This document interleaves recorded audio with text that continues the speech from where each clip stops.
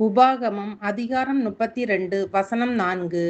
அவர் கன்மலை, அவர் கிரியை உத்தமமானது, அவர் வழிகள் எல்லாம் நியாயம், அவர் நியாயக்கேடில்லாத சத்தியமுள்ள தேவன், அவர் நீதியும் செம்மையும் ஆனவர். அன்பான தேவ பிள்ளைகளை, நம்முடைய தேவன் நியாயம் செய்யும் போது பட்சபாதம் காட்ட மாட்டார். ஆகையால் அவருடைய பிள்ளைகளாகிய நாமும் பட்சபாதமற்றவர்களாகவும் நீதியுள்ளவர்களாகவும் நியாயம் செய்கிறவர்களாகவும் இருக்க வேண்டும் என்று தேவன் விரும்புகிறார். அன்பானவர்களே, தேவனுடைய ராஜ்யத்தில் எந்த வேறுபாடும் இல்லாமல் அனைவருக்கும் சட்டங்கள் ஒரே மாதிரியாக இருக்கும். யூதன் என்றும் கிரேக்கன் என்றும் இல்லை, அடிமை என்றும் சுயாதீனன் என்றும் இல்லை, ஆண் என்றும் பெண் என்றும் இல்லை.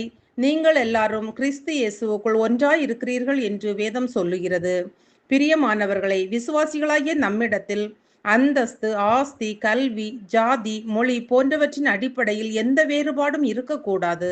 நாம் ஒவ்வொருவரும் தேவனிடத்தில் அன்பு செலுத்தி நம்மை நேசிப்பது போல பிறரையும் நேசித்து வாழ நம்மை அர்ப்பணிப்போம். ஜெபிப்போம். அன்பின் பரலோக பிதாவே, இந்த நாளுக்காகவும் இந்த சத்தத்தை கேட்கிற ஒவ்வொருவருக்காகவும் உமக்கு நன்றி அப்பா. உம்முடைய பிள்ளைகளாகிய நாங்கள் ஒவ்வொருவரும் உம்மை போல ஒருவரை ஒருவர் நேசித்து அன்பு செலுத்துபவர்களாகவும் எங்களிடத்தில் எந்த பட்சபாதமும் காணப்படாமல் உமக்கு முன் உண்மை உள்ளவர்களாகவும் இருக்க ஜெபிக்கிறோம். இயேசுவின் நாமத்தில் பிதாவே, ஆமேன்.